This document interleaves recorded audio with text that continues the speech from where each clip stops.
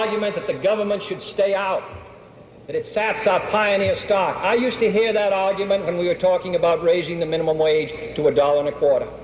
I remember one day being asked to step out into the hall, and up the corridor came four distinguished-looking men with straw hats on and canes. They told me they had just flown in from a state in their private plane, and they wanted me to know that if we passed a bill providing for time and a half for service station attendants, who were then working about 55 to 60 hours at straight time, it would sap their self-reliance. The fact of the matter is, what saps anyone's self-reliance is working 60 hours at straight time, or working at 85 or 95 or $1 an hour.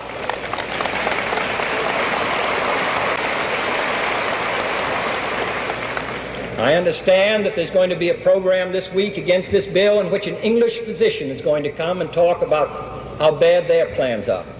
It may be, but he ought to talk about it in England, because his plan and what they do in England is entirely different.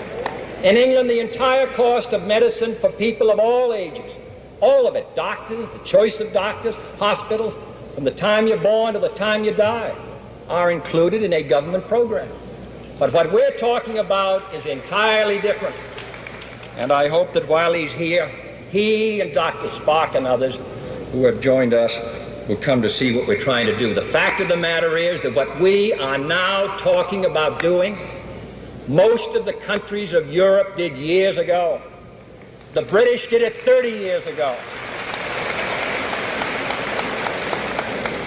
We are behind every country pretty nearly in Europe in this matter of medical care for our citizens. And then those who say that this should be left to private effort.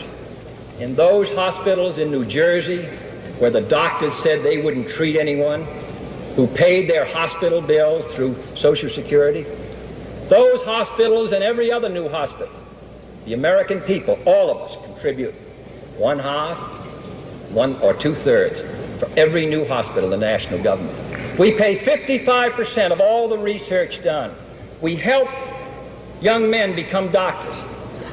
We are concerned with the progress of this country.